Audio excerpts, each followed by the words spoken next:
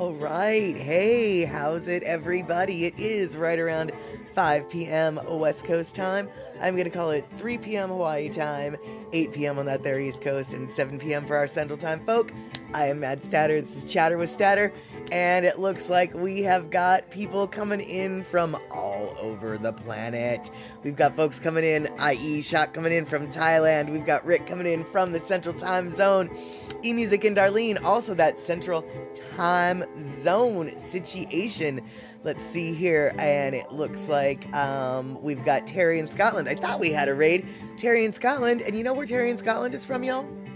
Scotland, that's right. Thank you, Raiders, for coming on in. Terry in Scotland playing out a new game called American Farm Simulator. And apparently in this game you need 2 people to harvest carrots.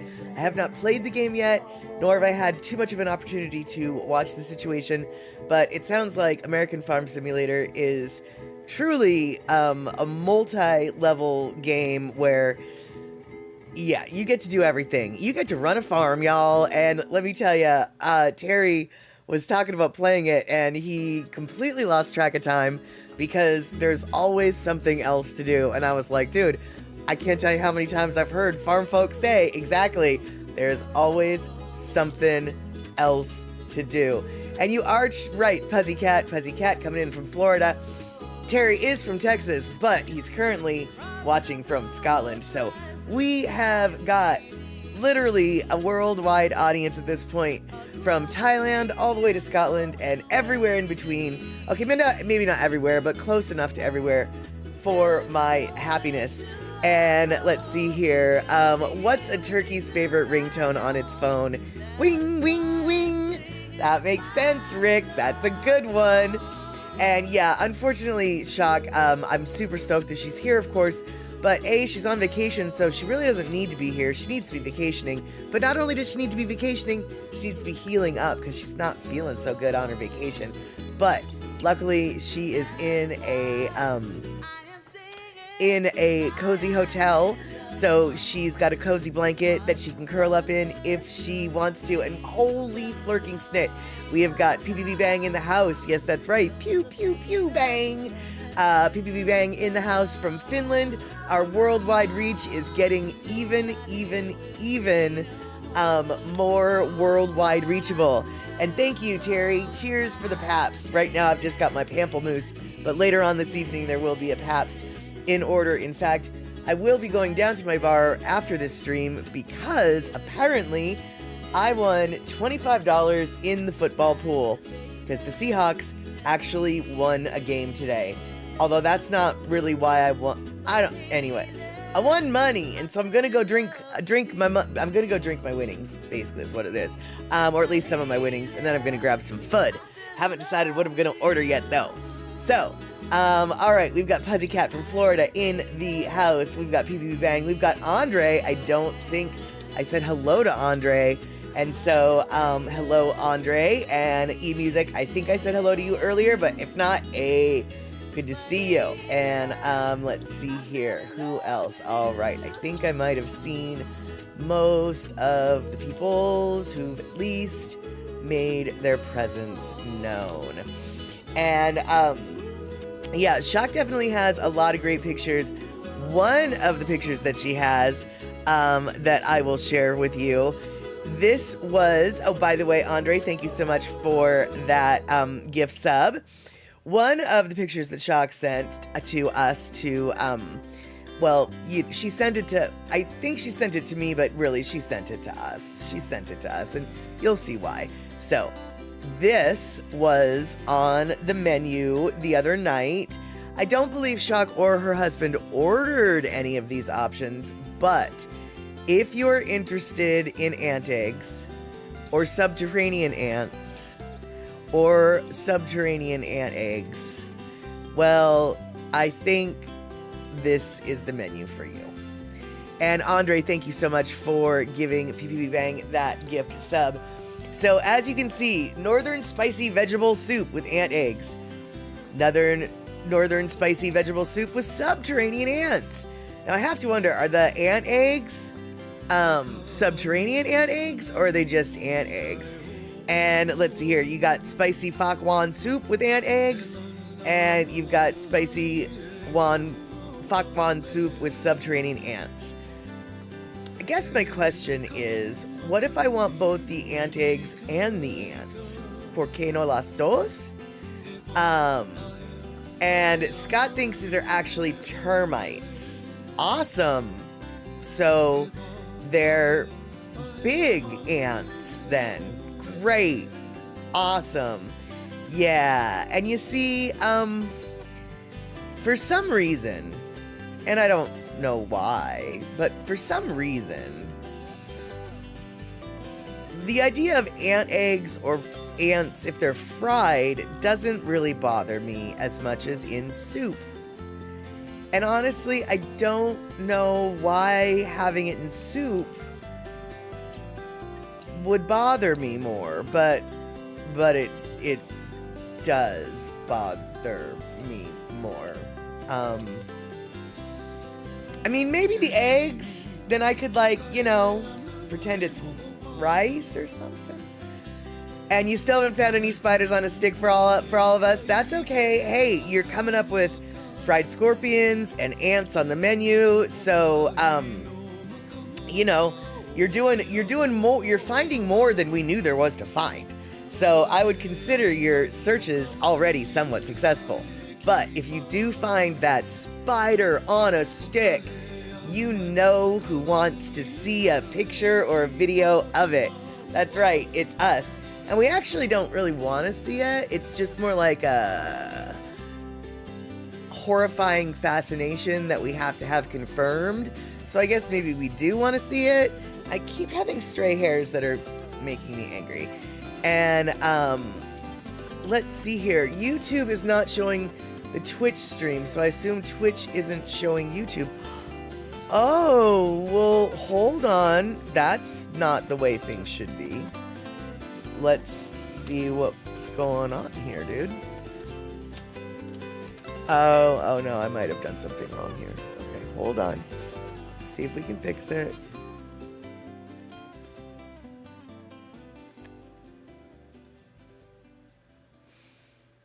I don't really...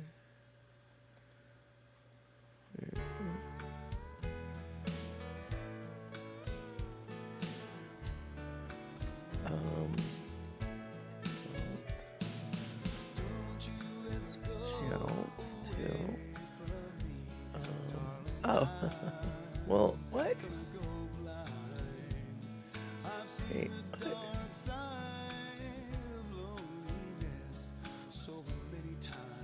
Oh.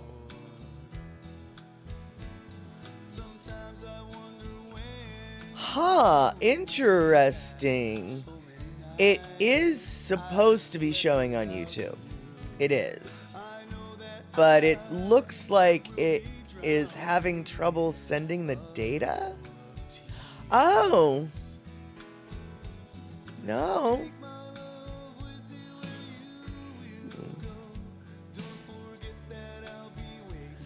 No, actually, it's showing on my YouTube. It's totally showing, okay, wait, hold on. So while I was doing stuff, you guys chatted. And so YouTube is not showing the Twitch stream, so I assume Twitch isn't showing YouTube. I would not think that caviar is any worse than ant or termite eggs. Oh, you bring up a good point, Andre, and I don't actually mind caviar, so... Thomas, hey Thomas, good to see you. It is protein. And PBB Bang, you want us to hold on? Wait a minute. Well, we're trying to figure out we're trying to figure out what's going on here. So let's see here. Mitchie Mama says it's on your YouTube. Yeah, okay, yeah. Because I'm on, it's on my Firefox browser, it's showing. Let me go to my Edge browser and see if I can find me and see if it's coming on. Yeah, it's definitely showing, but You're right. The chat is not in a happy spot. Yeah, I don't know. Yeah, you're right. I mean, I don't know. I don't know. That is so weird. Yeah, I don't know what's going on YouTube. The stream is streaming on YouTube. That much I can tell you. But it does say, or it doesn't. What am I trying to say? Yeah, Darlene is bringing up a good point. Check that you have live chat marked and not just top chat. However, I can't even do that because the chat window is completely blank and doesn't even give me the option. And that's a YouTube thing. I don't have any control over why that's happening. So let's see. Because on my which one is this? On my Firefox browser, everything is coming through. I see Verity's stuff coming through, but on the YouTube, but okay, wait, okay, hold on. Now I see what's going on here. Yeah, Restream is not showing me any YouTube chats.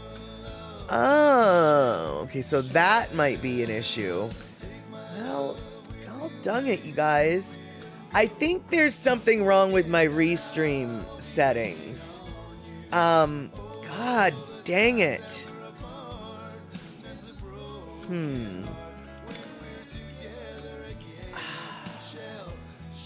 Well, this sucks because the whole point of a chat show is being able to see the chat.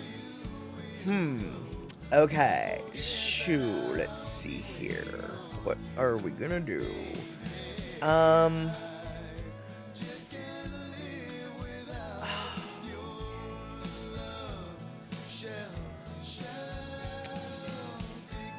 Okay, Huzzycat, you can live with it. And did Restream or OBS update?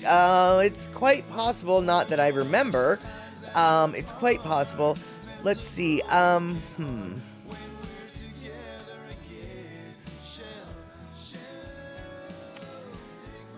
I don't know what we should do. So, while I think about what it is we should do, and since we were talking about soup with ants, here is a little video that you guys can watch while I figure out what the flying fork to do here.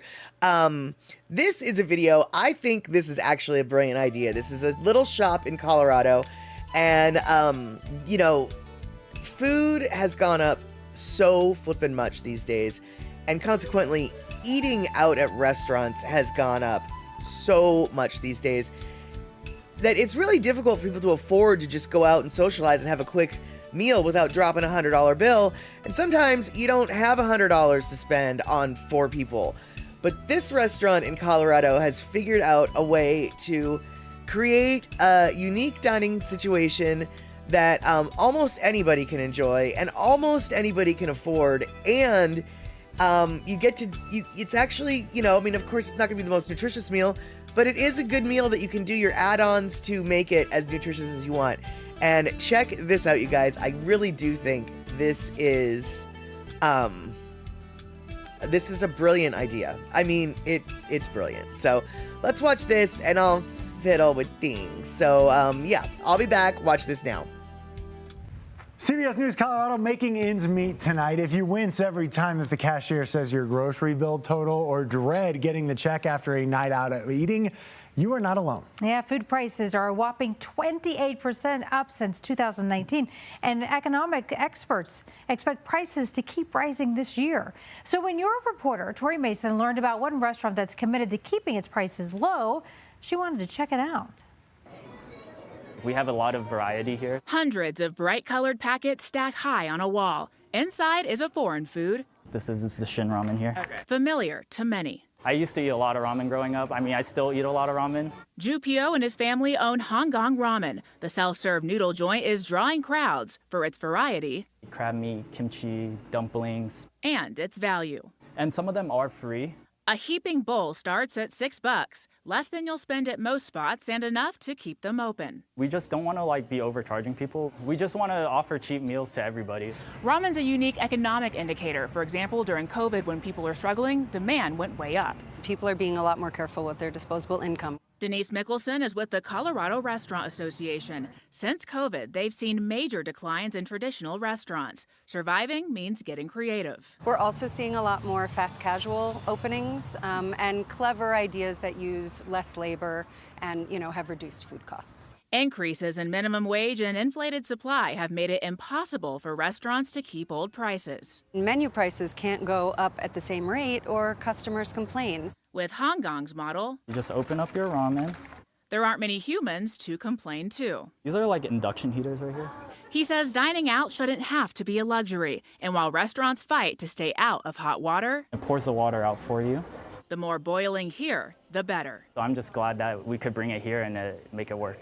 In Aurora, I'm Tori Mason, covering Colorado First. And Tori, just one of your reporters in Aurora, joining Kelly and Michael. They are part of your reporter team covering Colorado First. So if you have an issue in your neighborhood that you want your reporter to check out, just visit our website, send us an email.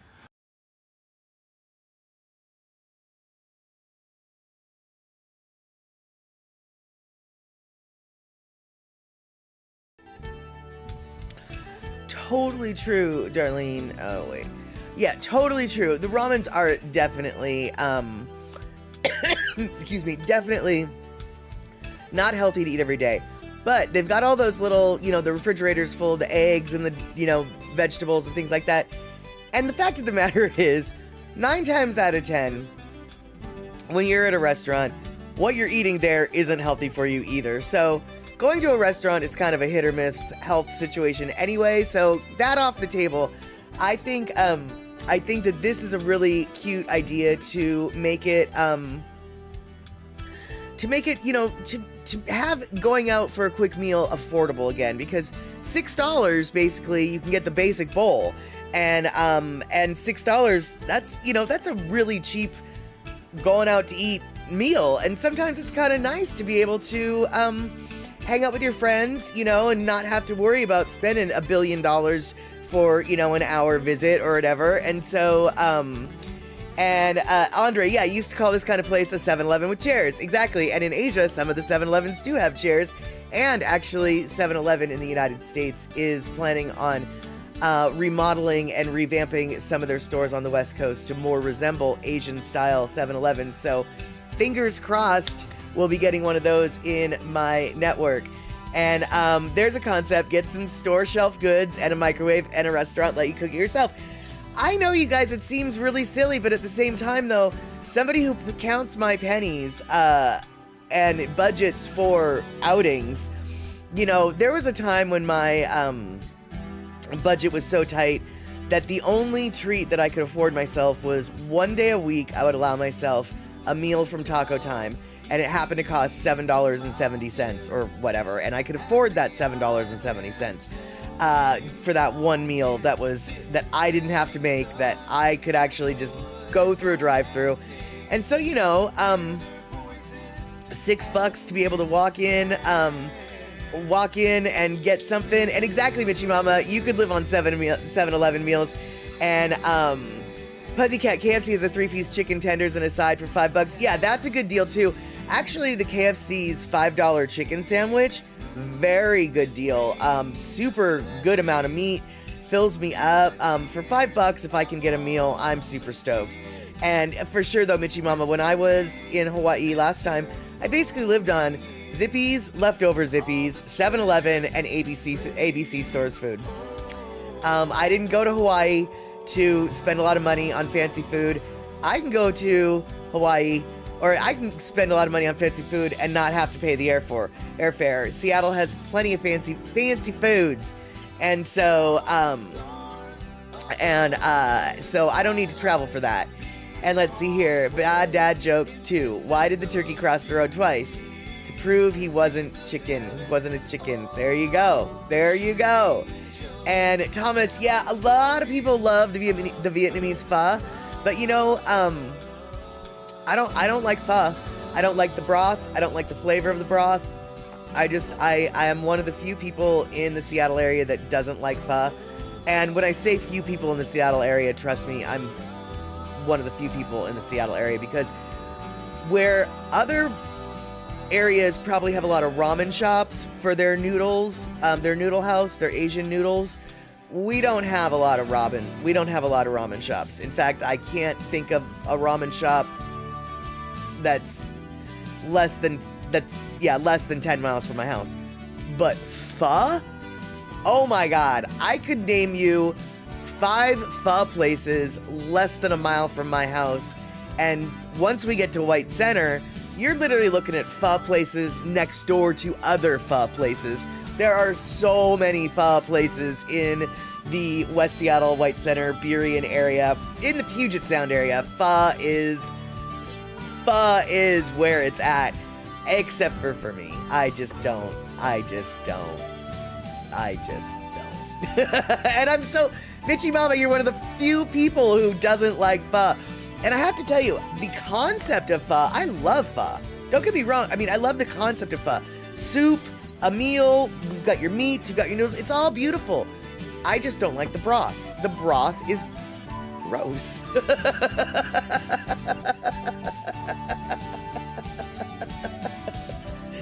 And, let's see here. And the word restaurant always makes you think a little bit of a little fancier places. Fast food places are not restaurants in your eyes. I guess. I don't know. Any place that I don't have to cook my own food is a restaurant to me. And,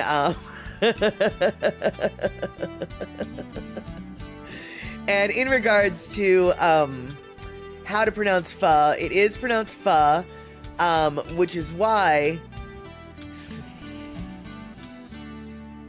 Hey, Kenny from the Cove, good to see you.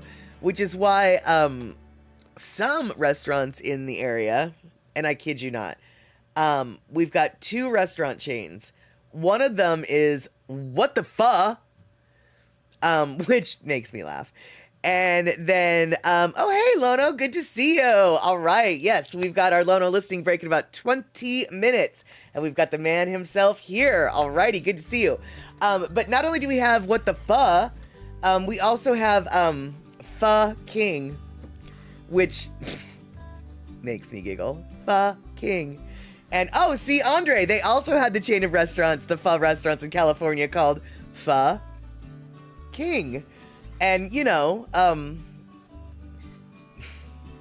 I know I try to keep it family friendly here. And technically speaking, I was. We're talking about a soup shop. Yeah, we're talking about a soup shop. All right, so now, as many of you know, Seattle, as many of you might not know, actually. Oh, you have a Pho King in Virginia, too. It's a joke that has to... I'm not at all surprised that that's a joke that has carried forth across the country. I'd be willing to bet that there is no Pho King in Vietnam, and I mean restaurants by that name. I don't know. And so,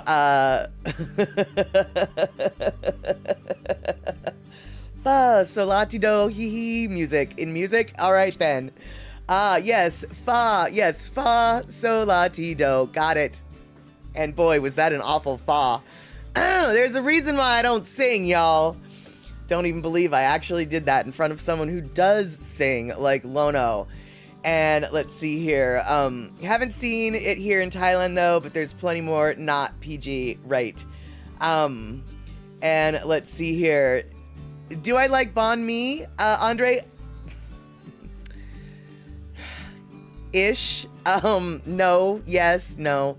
I mean, in theory, I do love banh mi, but I don't like cilantro, so I gotta peel the cilantro off. And sometimes they put too much jalapeno or other spicy pepper, and so I have to take the pepper off too. And at that point, it's like, is it really a banh mi if you're taking off half of the ingredients? And that's a good question. So, you know, but I do like banh mi style sandwiches. And I do like Vietnamese food. I just don't like cilantro. And I don't like Thai basil. And Thai basil is the flavor in the pho broth that I don't like. So there we go. But you know what I do like? And I'm sure you guys do know. I like Seattle style teriyaki. And we've talked about Seattle style teriyaki here before, but I'm going to show you this little video about it because I want to brag again, because Seattle style teriyaki is its own thing. Mitchie Mama, do I eat onions? Mitchie Mama, were you here last stream? Yes, I do eat onions. In fact, on Wednesday, we had an entire stream about onions. We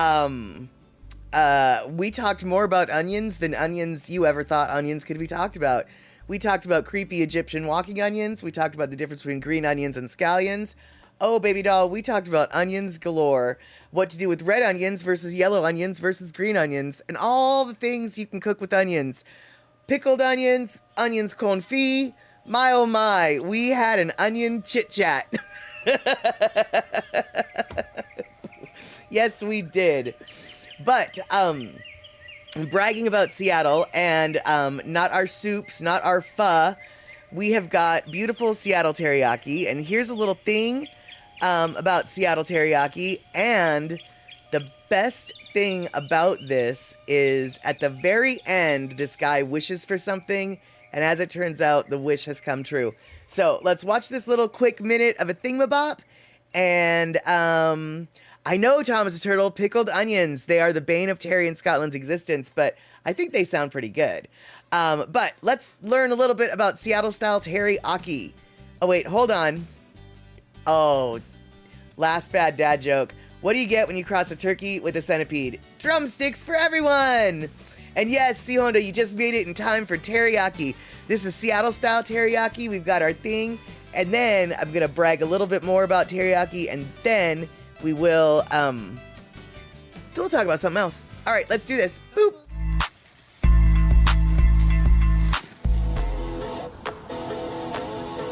Seattle loves its teriyaki. In fact, it has more shops per capita than anywhere else in America.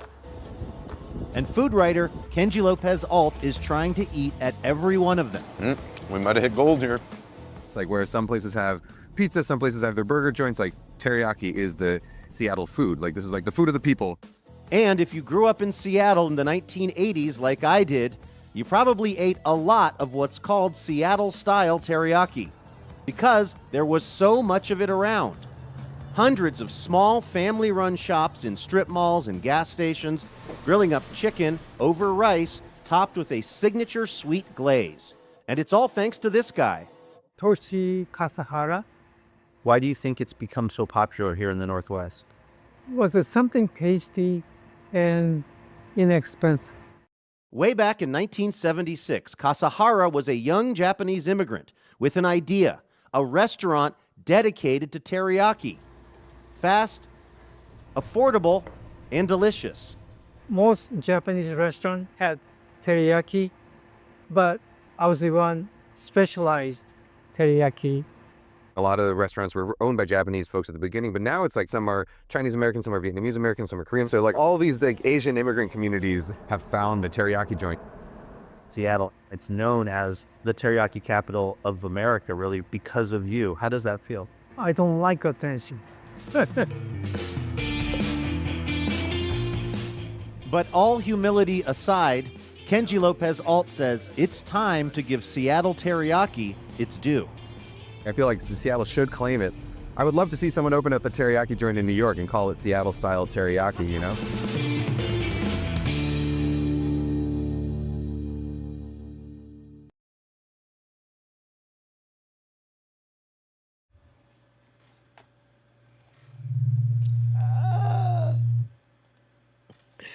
Sorry about that. All right, so did you hear what he said? You think he wishes that someone would open a place in New York City and call it Seattle style teriyaki. Well, they didn't do it. They didn't call it that. They called it glaze. But glaze is all over New York City, and look what they say. Welcome to Glazed Teriyaki in Hudson Square, New York City. Whether stopping in for teriyaki salmon power bowls or enjoying the best takeout teriyaki style, all of our cuisine is consistent, small batch, house-made, and delicious. We'll see you inside for our signatures like our Seattle-style chicken teriyaki. So, there you have it, Rabbit. New York City, New York advertises as having Seattle-style teriyaki. Now, I looked at Glaze's menu, and it is not Seattle-style teriyaki, so we're not going to investigate their menu, but their chicken teriyaki is the Seattle style, because ultimately speaking, Seattle teriyaki is just chicken thighs grilled, marinated chicken thighs grilled with the glaze, scoop of rice, maybe 2 scoops of rice, and then a green salad with a garlic sauce, usually a white dressing garlic sauce. And so that is the stereotypical classic Seattle style teriyaki, as it were. And let's see here. Oh, you ate at a Burmese-ish place yesterday where they make their own chickpea tofu? I've never heard of chickpea tofu. That seems weird. What's that all about, Shock? Like, is that... Whenever I think of chickpeas, I just think of hummus, and so I'm like, tofu? What? That's... Is it... like tofu? Does it have the texture of tofu? I've never heard of such a thing. And, let's see here. And, Andre, man, as a kid, I went to New York and ordered a California burger. My God, pineapple and avocado on the thing. Okay, first off, gross. Second off, gross. I mean, okay. Oh, I have so much to say. Why would pineapple be associated with California? That would be the Hawaiian burger, would be the pineapple on it, which is also stupid and gross, but whatever. But who thought that avocado and pineapple went together? Because I don't know about that. Those two textures don't seem like something I would want on my burger. And so, okay, tofu's just bean curd, and we all think about soybean tofu because so much soybean oil is extracted and they need to use the waste material. Chickpea tofu is way better. Okay. I never really thought about what bean curd is, actually, so... Alright.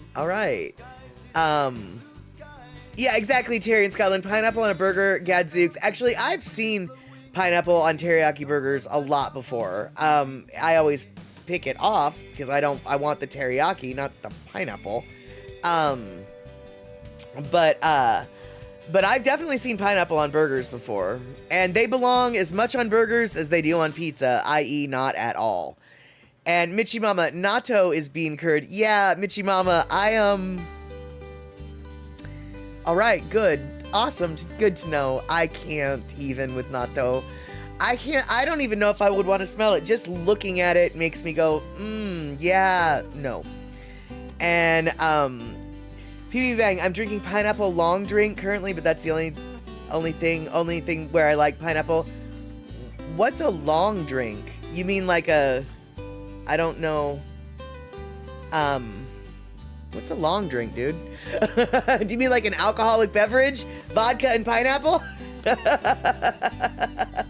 Natto is fermented bean curd. Fermented or not, the strands on it make me very nervous about eating it.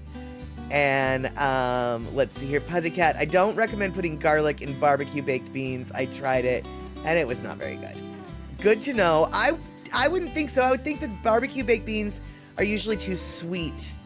If you're gonna do garlic in your beans, you're gonna have to do ranch style beans, you know, a little spicier, a little more little spicier basically. And Terry, you didn't have any onions, right? Yeah, the onions and the garlic were definitely not interchangeable in that dish. Long drink is a fizzy alcoholic beverage invented in Finland. long drink is mainly a Finnish thing. It's usually gin plus grape or gin plus something else. It's 5.5. Oh, okay. That sounds good. That sounds good. And, let's see here. You once had a beer that was mixed with pineapple from China. It was called Sweet China, but I would not have guessed they grow pineapple in China. Well, I guess, I mean, China takes up a lot of landmass. I can only assume they must have parts of it that's warm enough, right? Right? Or maybe like in Malaysia, there's a lot of Chinese people in Malaysia. Maybe there they can grow it. Ranch style beans of Fort Worth, Texas. That's right, Terry in Scotland. Ranch style beans. I was thinking of having them tonight for dinner, but then when I found out that I won some money from my football pool, I decided I would spend it at a restaurant. And let's see here. Yeah, shock. They do fruit beer mixes in Germany for sure. When I was a teenager, one of my... Okay, well, actually, let's just not even lie. When I was a teenager, my drug dealer, she was a lady from Germany, and she told me and my friends about how at ski resorts in Germany, it's really popular for people to have beer mixed with orange juice or beer mixed with lemonade.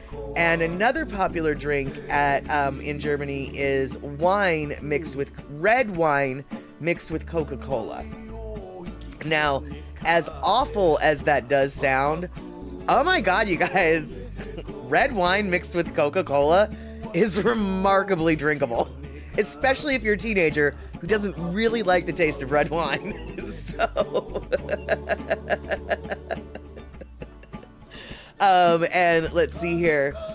And Terry in Scotland, you were raised on hamburger patties, mashed potatoes, and ranch style beans. Oh, that sounds like a pretty good meal to me, actually. I gotta tell you, lately these days, one of my favorite meals is hamburger patties with gravy on them, and maybe some mushrooms and onions. Love it, love it. And let's see here. Pineapple, next to banana and mango, is the third most important tropical fruit in the mainland of China. The cultivation areas range from 52,000 to 65,000 acres or something. I don't know. With a total production of almost 100,000 tons within this decade. Yeah, so yeah, that's what I figured. That because like I know that south of China gets mighty hot. North China gets mighty cold, but South China gets mighty hot. And which is one of the main differences between Cantonese food and Mandarin food. Mandarin is from the north, Cantonese is from the south. Cantonese food generally has lighter sauces, lighter gravies, and is more seafood oriented, whereas the Mandarin style stuff is usually like the mapo tofu, the heavier gravies, and stuff like that. Now, obviously, we've got other foods too, like the Szechuan and the Hunan, etc., but when it comes to the Mandarin and Cantonese difference, Cantonese is the southern part of the country, and way more tropically oriented in their ingredients. And you just last week learned that Mountain Dew was originally invented to be mixed with whiskey. Of course, the formula is completely different today. Well, PB Bang, that kind of makes sense because I don't know if you knew this or not, but Mountain Dew was actually a slang term, another term for moonshine whiskey. The illegal moonshines, the whiskey. Let me start over. Back when America had a time period when it was illegal to purchase, own, have, sell booze, Americans did what Americans do, which is what they want, and they wanted booze. So up in the hills of Appalachia, that's where a lot of the moonshining bootlegger, the homegrown whiskey makers were up in the mountains there. And moonshine was called two things. It was called White Lightning, and it was called Mountain Dew. So it totally makes sense that Mountain Dew was created to be mixed with whiskey. That being said, gross. I can't even imagine Mountain Dew mixed with whiskey. Oh, do not sign me up. Oh, good God. No, thank you. That just sounds horrible. But not at all surprised that that's what it was made for. And Rick, thank you so much for gifting Darlene a gift sub. And C Honda, how about Hawaiian style hamburger patty and steamed rice covered with brown gravy? C Honda, I try not to eat a lot of rice, but yeah, that's how when I do make the hamburger patties with the gravy, you better believe I have a little bit of rice in there, and I usually have an egg as well because you got to do it, right? And yep, Loco Moco, it's so yummy looking. You haven't tried it yet? Oh, yeah. No, Darlene, it is so good. But the thing is it's a gut bomb, so you generally want to, like... Every time it's been served to me in Hawaii, they give you a fork ton of rice. I mean, a metric fork ton of rice. And you don't really need that much rice, you know? I mean, it's tempting, but you don't need that much rice. But yeah, super delicious charred hamburger with the good old over easy egg. Yep, got to do that. And let's see here. Gonna be stuck in your head for the rest of the day after not hearing Western music in 1.5 weeks. The worst dregs of such music gets jammed in your head, even if it's a single measure. Right. And Andre, put the rice in the freezer first. Cuts the carbs, they say. I don't know. That's not what I heard. What I understand, well, maybe you're saying do you mean put the rice in the freezer before you cook it? Or do you mean cook your rice and then chill it and then eat it? Because from my understanding, if you cook your rice and then you cool it off and then you reheat it, something about the starches chemically alters and it becomes... Okay, cook it first and then into the freezer. Yeah, I don't think you actually have to freeze it, but I do think, yeah, you have to just cook it first, cool it down, and then reuse it. And suddenly the glycemic load isn't nearly as high. This is my understanding. Other people who know more might point and laugh and say, shut up, you don't know what you're talking about. At which point I'll say, you're right, I don't. And Terry in Scotland, your great-grandfather was a bootlegger during the Depression. He made beer from his own barley. Who knows where he got the hops? Yep, there you go. Okay, so Shot coming in with what she knows, which is it modifies the starch chains to make it less digestible. And it's a different, and then Andre pipes in, it's a different kind of carb. It's a resistant thing. All right. And so, yeah, oh, exactly, Darlene. Take out some of the rice because you won't be able to eat it all. I promise you, you will not. And let's see here. Kenny from Cove. Okay, all right. Who said Loco Moco in here? Now I'm drooling and having visions of burger patties, eggs, and rice swimming in gravy, and the eggs are over easy. Yeah, that's exactly it, dude. That is exactly it. All right, so thank you so much for having the sword of no mercy there, Rick. You are right, Puzzycat. We are 1 minute late for our Lono listening break. And in regards to our Lono listening break, normally I like to have a little theme with the music, with what we're talking about and what he's singing about. Today, there is no such thing. It's just a fun Lono music time, and he's going to be doing some, a cover tunes to be covered from Marty Dread. So let's listen to some reggae rock and learn about, Marty Dread and his aversion to shoes. Let's go.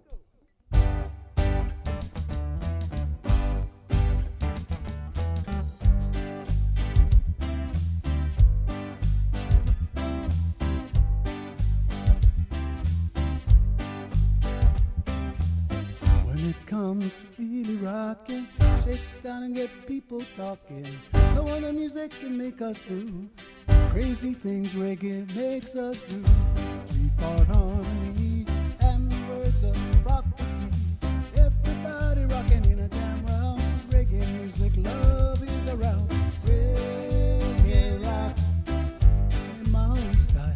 This is reggae rock. Maui style. This is reggae rock in Maui style. This is reggae rock in Maui people romancing, some people dancing. Me and my lady will be reggae rocking. The dance floor is booming, see crowd of people just rocking. Everybody come and have some fun, throw away the gun, come dance in the sun. Reggae rock, Maui style. This is reggae rock, in a Maui style. This is reggae rock, in a Maui style. This is reggae rock, in a Maui style.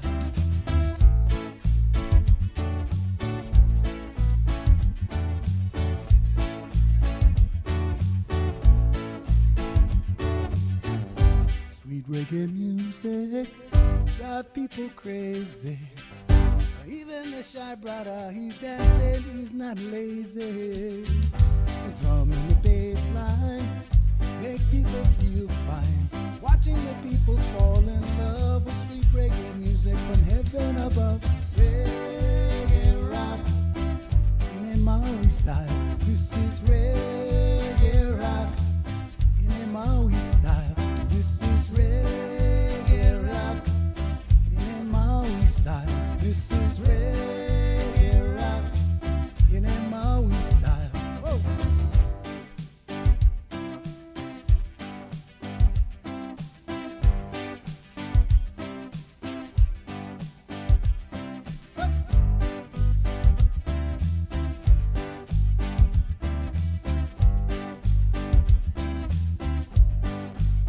Oh my Lord, si no mo slipa, si me no mo slipa. Me no mo slipa, si me no mo slipa. Boom shakalak. Me no mo slipa, si me no mo slipa. Come again.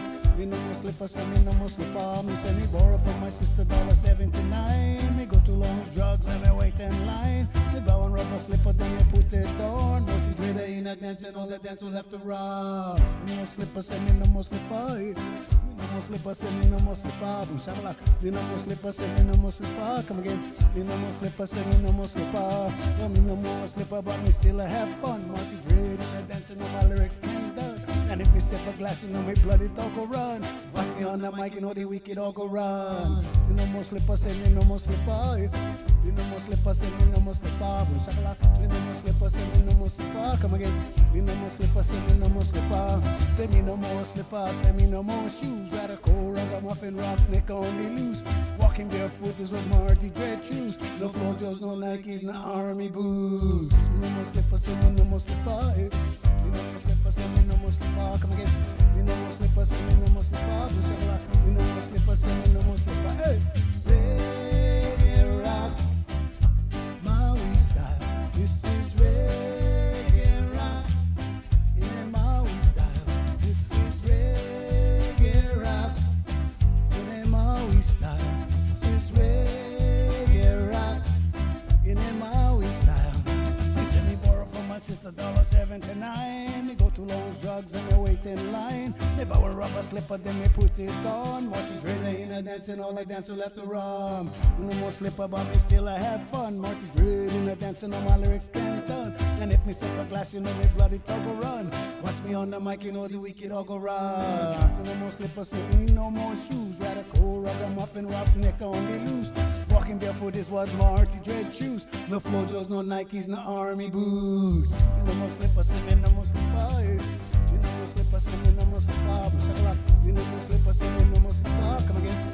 No more slippers, and no more slipper. Hey, reggae rock, Maui style. This is reggae rock in a Maui style. Bring it up. Reggae rock in a Maui style. This is reggae rock in a Maui style. Reggae rock, Maui style. This is reggae rock in a Maui style. This is reggae rock in a Maui style. This is reggae rock in a Maui style. Reggae rockin', Maui styling. Marty Dread.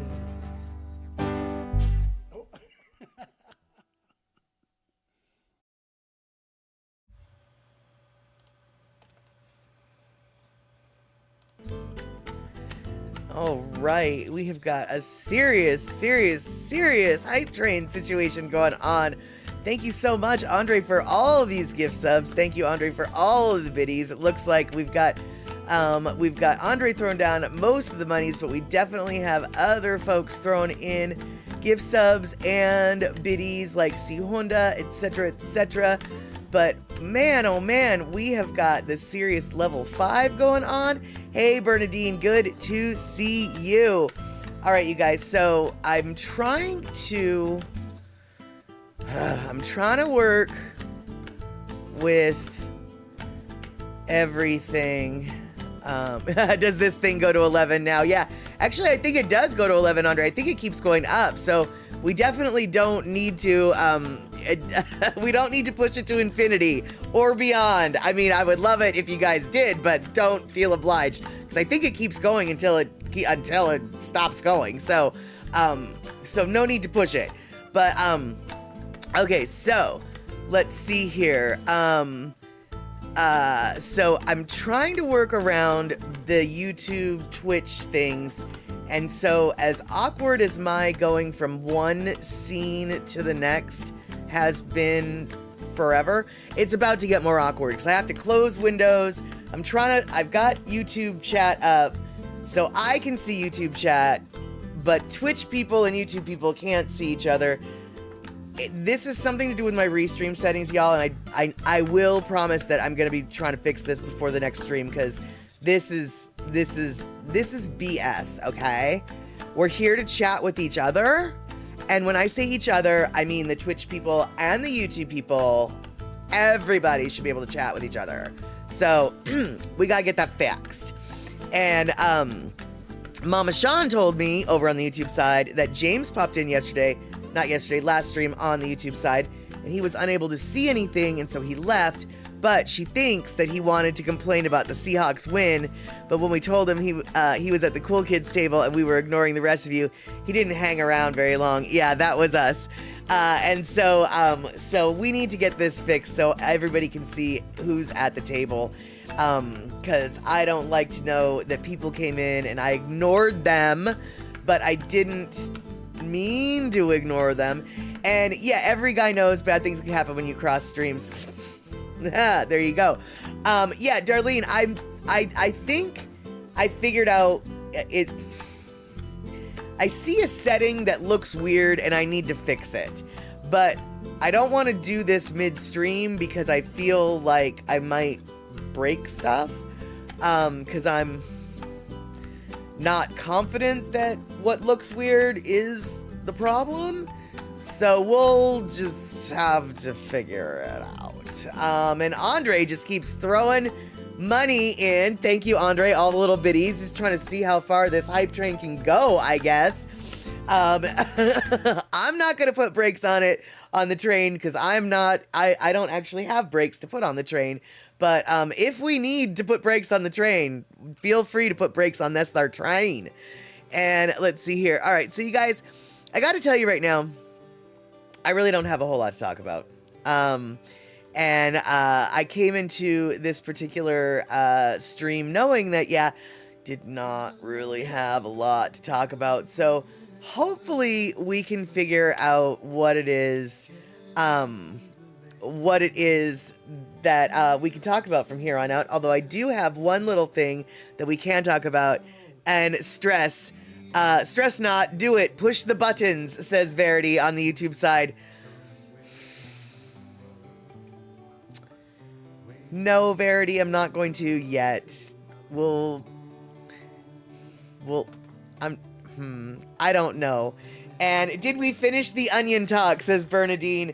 It's funny, Bernadine, you should bring this up, because I think Mitchie Mama, or earlier this stream, Mitchie Mama actually asked me, do you like onions?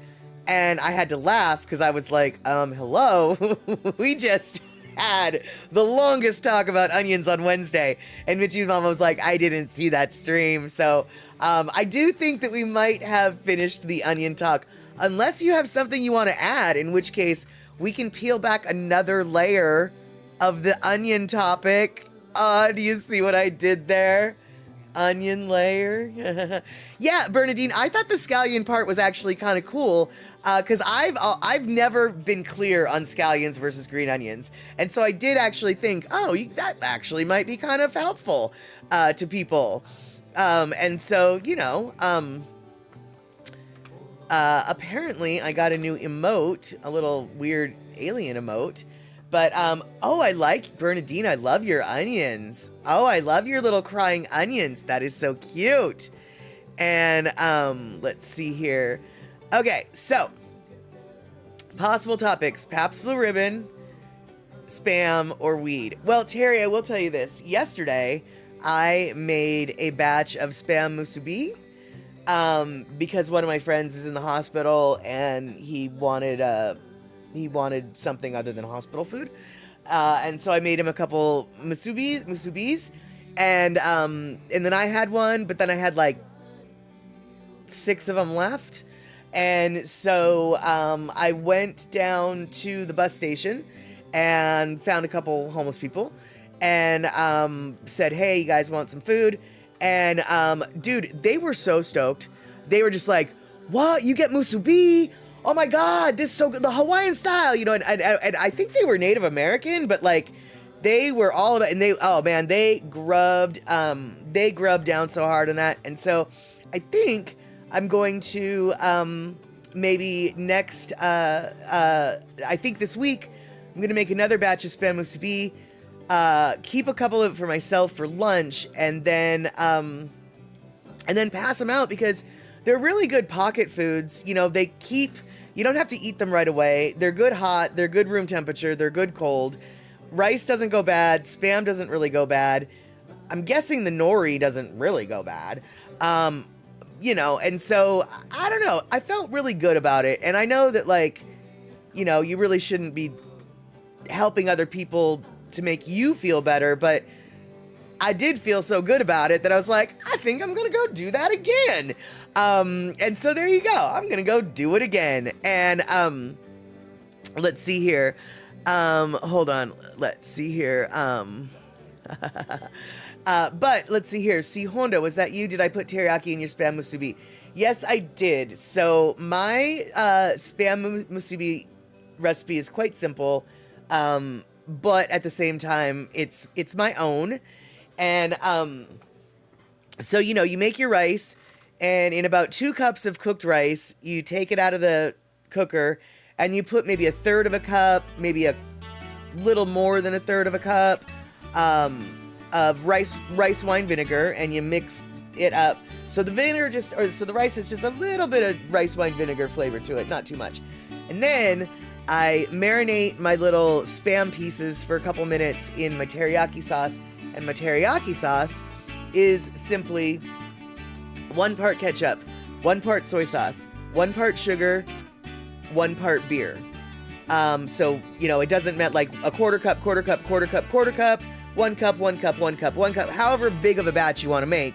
And then a bunch of fresh knobs of ginger, a bunch of crushed fresh garlic, and then a bunch of pepper. And heat it up so the sugar melts and the garlic and the ginger start to infuse or whatever. And then strain the garlic and the ginger out. That's my little teriyaki sauce. Fry up the little Spam musubis and then put a little bit extra glaze on that little rice before you put the Spam on, and you wrap it all up. So it's a little bit sweet and a little bit tangy. And I personally love my musubis just like that. And am I going to try to make the cranberry butter recipe for Thanksgiving? No, I'm not going to make it for Thanksgiving. Yes, I am going to make it. Not only am I going to make it, though, I'm going to make it with homemade butter. Because I like to make my own butter sometimes. And I have a thing of heavy cream in there that is marked for butter. And I was trying to think of something fancy to do with the butter, the homemade butter, and I decided I was going to make the cranberries with the homemade butter. So now I just need to go grab a bag of cranberries. And see, Honda, that sounds very Ono. Yeah, I really like it. And my friend, he liked them too. He is from the Big Island, Hawaii. So he's got his own way of making his musubi, but apparently, mine was very acceptable. And so that's good, because I don't want, I like it when my Hawaiian style foods get approved by people who are actually from the islands. And let's see here. So let's see here. All right, cool. So you like the warm spices, cinnamon, ginger, allspice, nutmeg. I don't know. Wait. Cranberry butter on warm toast with a cup of coffee. Ooh, that does sound good. And Michi Mama, that's how sushi is made. Sweet vinegar on rice. Yeah, exactly. Michi Mama. Now, and actually anybody who lives on the islands now, I've heard of this. To my knowledge, I've never tasted this, but I've heard that some people put sugar in with their rice when they make the musubi. And I don't think I would be inclined to do that. I want my rice to have a little bit of the tang to counteract the sweetness of this teriyaki sauce. And so, did I misunderstand or mishear the multiple times that I've heard sugar being mentioned with musubi? But I swear people said that some people put sugar in their rice for their musubi. And that just seems weird to me. And let's see here. Ooh, Terry in Scotland. Clabering butter, I don't know how to say that, is a natural process that involves allowing raw cream to ferment and thicken, resulting in a tangy, creamy butter with a unique flavor profile. Well, okay. Sign me up. And Darlene, no, I do not add sugar to any of my rice that I eat. I actually do add sugar to like rice pudding, but as far as like rice for other foods, heck to the no. And okay, see, Honda coming in. For us, traditionally we mix sugar and vinegar for cone sushi. Okay, put sugar in shoyu, caramelize a little, and put Spam in it. Right, okay, yeah, but that's for the glaze, and that totally makes sense. But sugar in the rice seems weird to me.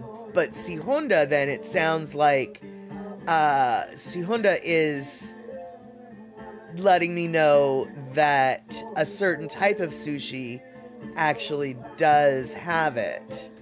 So maybe I wasn't just making stuff up. And Bernadine, you ask a good question, and I want to make sure I understand. Cone sushi is that sushi that's in that weird wrapper, right? Wow, that didn't. Cone sushi it's not wrapped in nori, right? It's wrapped in that other thing. I don't actually remember what it is, but it's... Can someone explain what cone sushi is? Because, yeah, okay, so right. Okay, yeah, so it's the soy cone. So yeah, it's like a... Okay, Bernadine, this is a super, super not accurate example, but like, let's just say you had a piece of tofu that like somehow turned into pita bread.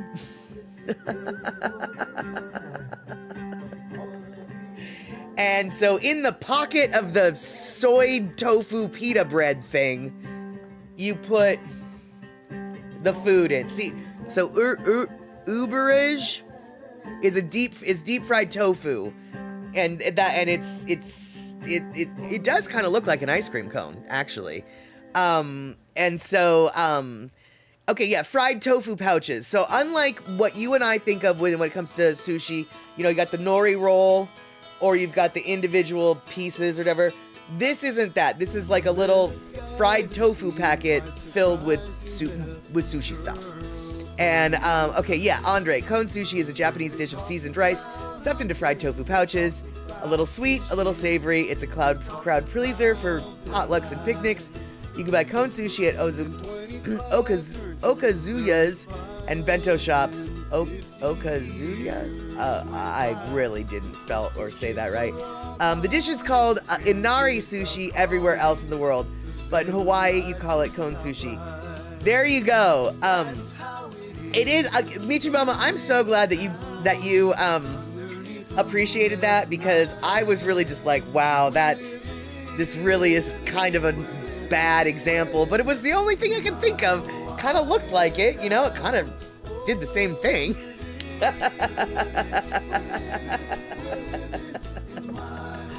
But yeah, if you look up Bernadine, if you look up inari sushi, you'll see what I poorly described and what Terry and Andre came in with the real deal.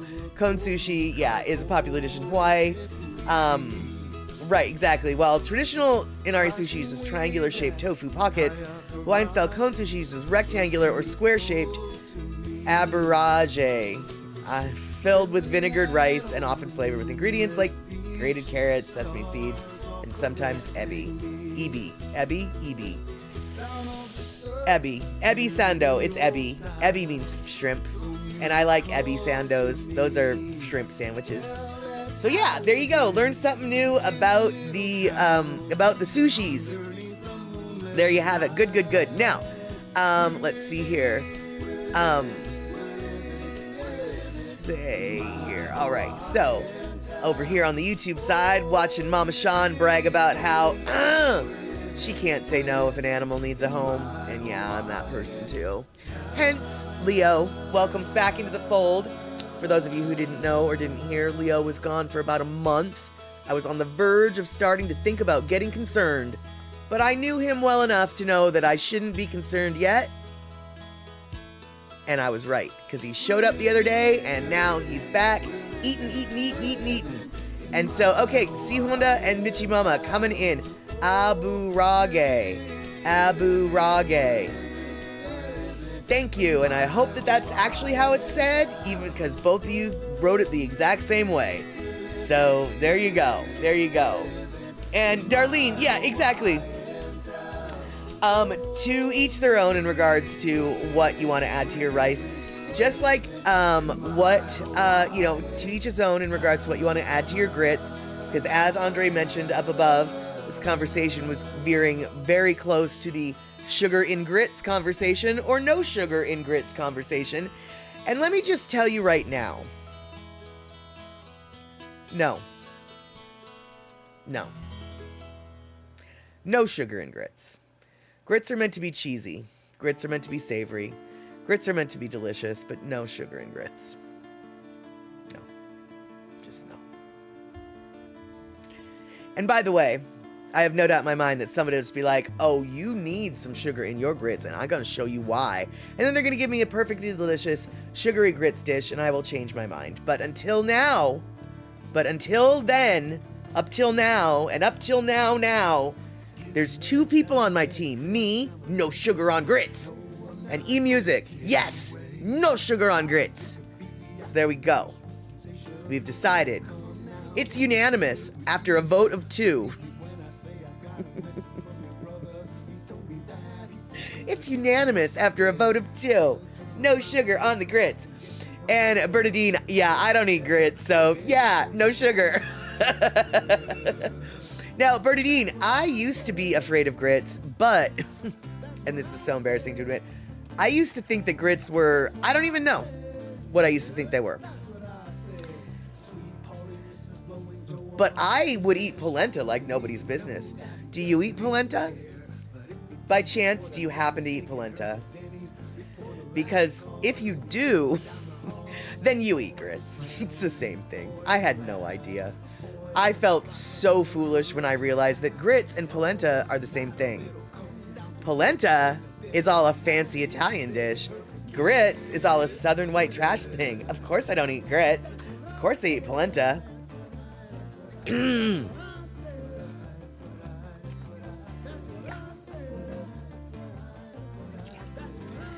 They're the same thing, y'all. Grits, polenta, it's basically the same thing. And Kenny from the Cove, if you'd had cheesy grits I had in junior high, you might not be so fond of cheesy school cafeteria grits. Ooh. Well, okay, first off, Kenny, I don't think I would ever appreciate instant grits. All the grits I've ever made are the slow cooking kind, and I'm 97% sure that anything served in that junior high cafeteria is instant. And so, yeah, I don't doubt that. You're Native American. Well, okay, but, Native Americans, well, okay. First off, Bernadine, plenty of Italian Americans have pretended to be Indians. So you can pretend to be Italian and eat polenta. No one will be offended if you go that direction. It's okay if you pretend to be Italian and you eat polenta. It's not okay if the Italians pretend they're Indians and eat not polenta. But no, I'm just messing with you. No need. But seriously, basically, it's just corn porridge is what it is. It's corn porridge. Corn porridge is tasty if you make it right. Rice porridge is tasty if you make it right. Oat porridge is tasty if you make it right. And Mitchie Mama, as a kid, oats made me gag, so grits might do the same. It all depends, Mitchie Mama. Oh, absolutely. It's very much like masa in tamales. Absolutely. It's more liquidy, but basically that's what it is. And Andre, I had a bunch of grits with my fried chicken and waffles with a side of hot links. Wow. And oatmeal isn't anything like grits. Oatmeal has a texture that, like instant oatmeal, it's not that bad. I can do instant oatmeal, but like steel cut oatmeal has a texture of, what I imagine what natto would have the texture of. It's got a very slimy feel to it, and oatmeal can kind of have that too. So if you didn't like oatmeal, I can totally appreciate that, but grits isn't like that. So you might... Right, exactly. Grits is way closer to a rice porridge cereal and probably cream of wheat. I've never had cream of wheat, so I can't speak to that similarity. But yeah, it's not... Terry in Scotland, Red Mill steel cut oats are the bomb.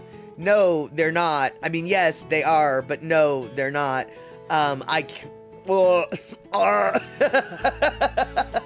They are very high quality. If you are somebody who can handle steel cut oats, Red Mill is the brand to get. I am not one of those people though, so. Exactly, Bernadine. No to steel cut oats.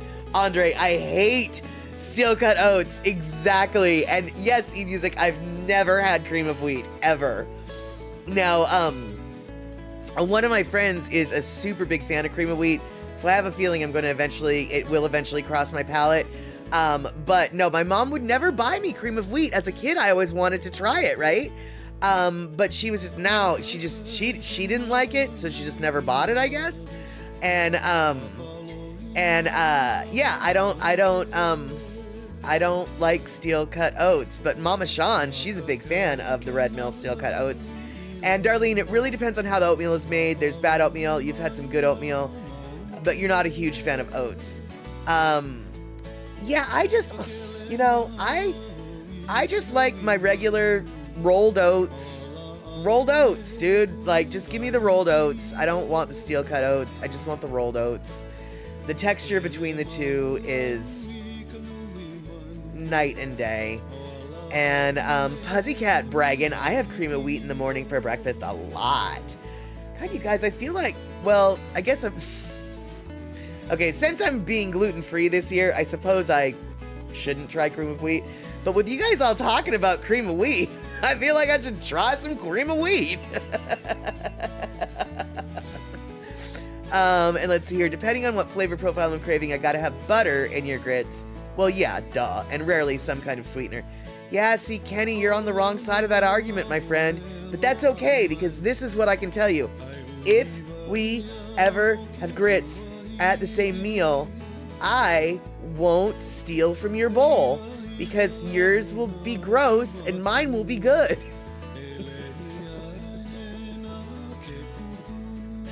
There you go. And Is that a live stream taste test? Oh, hopefully not. And there are instant packets of cream of wheat, huh? Well, maybe, yeah, but see, I'm trying not to do gluten. But you guys, I'm really kind of curious now. And right, Kenny, since you got on the keto train, you had to leave oatmeal at the station. Yeah, for sure, for sure. And right, Verity, full on, Verity's like, if I have oatmeal, it's the thick cut with dark brown sugar. Totally, dude. Oatmeal with brown sugar, little bit of cinnamon, little bit of butter, little bit of milk, and some raisins. Boy, howdy. Boy, howdy. That sounds delicious. And Andre, you're right. There is no cream of oatmeal, is there? There's cream of rice. There's cream wheat. Cream of wheat. And Pussycat, butter and salt in grits, butter and sugar in cream of wheat. I feel like that is how I would do it. So there you go, Puzzy. I think, Puzzy, you're going to have to watch your bowl. Puzzy, I'm going to eat out of your bowl, but Kenny, I might not eat out of your bowl. And, let's see here.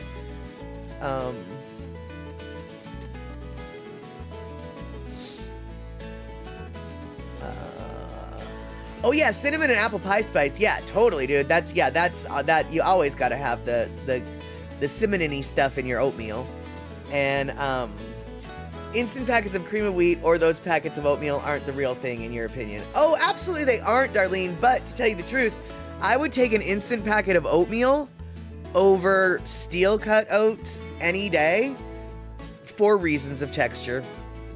But you're right, oatmeal needs to be made properly, not just microwaved in a bowl. And okay, you guys, so we've got about 10 minutes left, and I did want to talk about one last thing because it is the Thanksgiving holiday coming up. And yeah, exactly, Andre. Instant packets are survival food. Exactly. Add hot water and you've got a hot meal. Sign me up, because there are some times when that's all you want. But speaking of hot meals, Thursday is American Thanksgiving, which means lots and lots of people, hopefully not you, definitely not me, will be traveling. And for some reason, lots of people think it's a really good idea to travel on or near the day of Thanksgiving. And Thanksgiving weekend is ultimately one of the busiest, if not the busiest, travel weekends of the year for United States Airlines. Consequently, that means there's going to be a lot of people at the airport. And apparently, and this is something that I'm really not that familiar with because I don't fly that much, but apparently there are these people that I am not. I am the opposite of these people. They're called gate lice, and they're the people that like just hover around the gate well before you're supposed to take off. And in doing so, they're trying to get first in line to get on board first. Get on board first. Got to get on board first. Well, a lot of airlines, almost every airline, has boarding procedures. You know, you've got your people traveling with infants. You've got your elderly and infirm. You've got your, your military. You know, your veterans and your active military. You've got your first class passengers. You've got your, and then, Southwest. They've got A, B, C, D, whatever. Well, no, not just Southwest flyers, Andre. I mean, every airline has. It's not just first come, first serve. Every airline has an order in which they board. Granted, some airlines, once it's those elderly, first class, blah, blah, blah, then it's a free-for-all. But some of them don't do that anymore. Apparently, American Airlines, for a while now, has had 8 different boarding groups. And so there's boarding groups 1 through 4, which are like the first class, the elderly, the assistant, the active duty military, whatever. And then you've got groups 5, 6, 7, 8, 9. And those are and I don't know how those levels of boarding get determined. And then Southwest, like you mentioned, have the A, B, C, D, whatever. But even with these restrictions in place, people still crowd the gate, and ultimately they cut in line. Well, American Airlines has in the last month or so come up with a new system that basically prevents gate lice from cutting ahead in line. And they tried it for about a month ago in various and assorted airports across the country, and it turned out to work out so well that they have since expanded it to pretty much all of the American Airlines flights coming out of the United States. And so if you do fly American Airlines and you're flying this weekend, you will have a new procedure. And here's a little news story explaining just what the flying fork it is I am talking about. So let's learn a little bit about things and stuff. Just in time for the holiday travel rush, American Airlines, they're sounding off the alarm on travelers who try to cut the line, expanding their crackdown on passengers who attempt to board early. Let's go back to Trevor Ault at Reagan National Airport. Hey, Trevor. Hey, good morning again, Michael. I don't think I'm being dramatic when I say an orderly plane boarding process is a pillar of civilized society, and American Airlines has rolled out this new feature to make sure everything is functioning properly. Now, if you've flown recently, you are familiar with the group boarding process. You could assign your group on your ticket. When that group is called, then you come to board. But sometimes people try to cut the line, and now there's this new feature, a sound that's going to play if you try to go ahead of your group. So I have Patricia here who's going to show us how it works. If I were to try to board this flight early, Patricia, go ahead. Good morning. Mr. Trevor, you're in the wrong group. Yes, I am. I'm sorry. No Thank you, worries. Patricia. You were fantastic. Okay, so you might have noticed it almost sounds a little bit like you've lost a video game, not some big red alert alarm. And American Airlines says that's because they don't want to shame anybody for it. Sometimes it's a mistake when you try to board early, but it is still important that they uphold this procedure because people who have paid more, people who fly a lot, have earned those rewards. And I did also ask the difference between making this sound versus just having a nice woman like Patricia say, I'm sorry you're boarding too early, is that they say essentially it gives some reinforcements to the gate agent. The passenger who's trying to board early is less likely to argue, try to get their spot. It is good to remember this heading into the travel season. We're all trying to get to the same destination. The plane won't take off without you if you are already at the gate. This is a real functional gate headed to Pittsburgh in 30 minutes. I'm sure none of the people here would try to board early, but if they did try it, they would hear this sound. It's now rolled out in more than 100 airports nationwide, guys. Yeah, I think that'll be more effective than get to the back of the line. Yeah. Wah, wah, wah. Yeah, thank you so much for that, Trevor. We appreciate you getting denied. So yeah, some airlines, it sounds like, already do this like manually. But the thing is you know that, like, you know, Darlene's saying people are going to complain, you know, and as the clip said, that little extra electronic reinforcement is just one more thing to keep people from taking it out on the flight attendant who's just trying to follow the rules. Because I have no doubt in my mind that that some people, when told your boarding group isn't allowed to, you have to stand aside, they're going to stand there and argue, and they're holding up the line even more, right?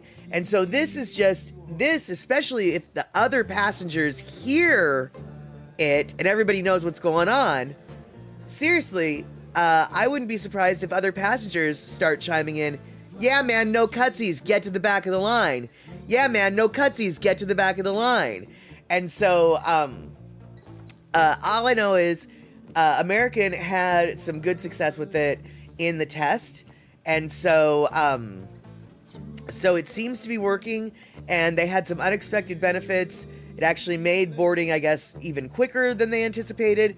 But you're totally right, dude. I think it was C Honda who said it. Yeah, it's the overhead competition. It absolutely is overhead competition. And that's one reason why I usually check my bags. Because even if it's small enough to fit in overhead, I don't want the hassle. And I know that people are afraid of their bags getting lost, and that's definitely a factor.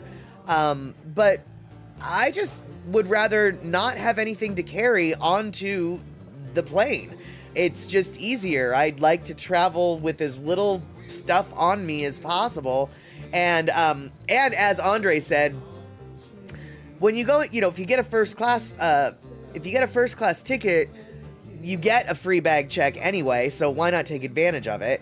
And when it comes to Alaska Airlines, the flight between San Francisco, the Bay Area, and Seattle is relatively cheap, in the sense that, so basically, the economy class ticket might cost $250, right? And I'm literally just pulling numbers out of thin air.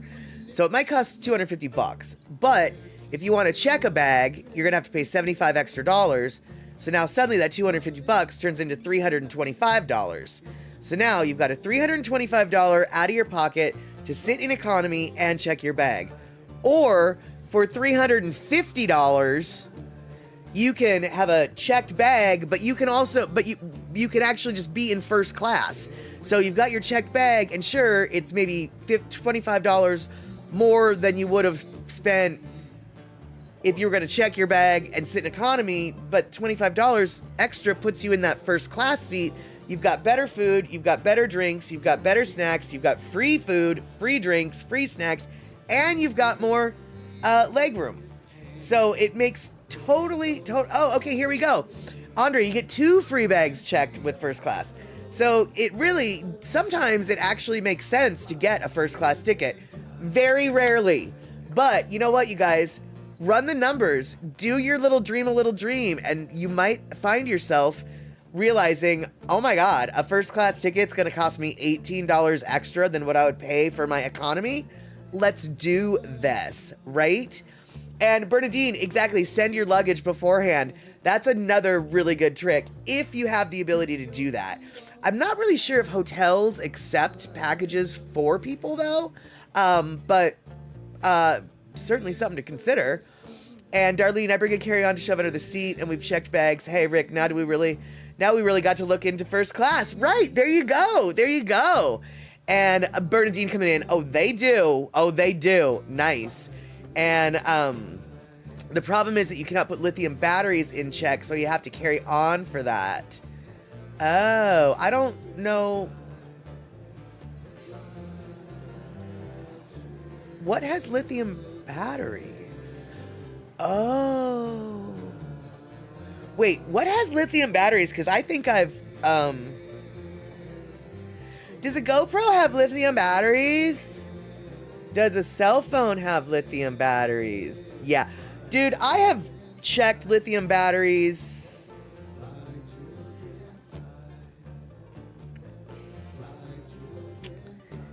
Y'all, I broke some rules apparently, and I didn't realize. So if your plane catches on fire, it's because I didn't understand the rules. Yeah, I didn't know that. Okay, yeah. See, I think we need to stop the stream before I incriminate myself, because it's 30 minutes after the hour, and I learned something today. I've been putting us at risk whenever I fly. Okay. Oops.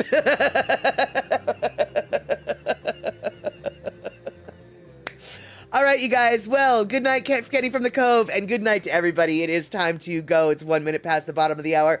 We will hopefully see each other 5 p.m. West Coast time on Wednesday. And before that,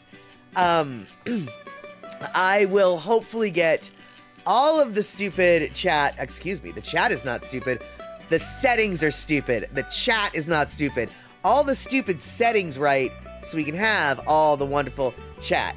And I want to thank the YouTube people for hanging out, and Verity with the exact way I feel. Love new places. Hate getting there. Hate the getting there. Abso-flippin-lutely. Verity, if I could click my heels 3 times and transport, that would be my superpower. That is my superpower wish. All right, so thank you guys so much. Exactly, good stay, Bernadine. Right, I didn't mean to say that the chatters were stupid. No, we're awesome. The computer's stupid. Okay, so see each other hopefully Wednesday. Thank you guys for hanging out tonight. Thank you guys for that incredible hype train. And for all of you who joined us yesterday for the Reservation Dogs stream, thank you so much for hanging out on that secret squirrel map statter stream that we have every Saturday. And on Wednesday, we're going to talk about what we'll be doing for the next map statter Saturday stream. Okay, you guys, if I don't see you because Wednesday's the day before Thanksgiving and you've got other things to do, that's okay. Try to fill your belly, but don't fill it too much. Take care of yourself. Have a good one.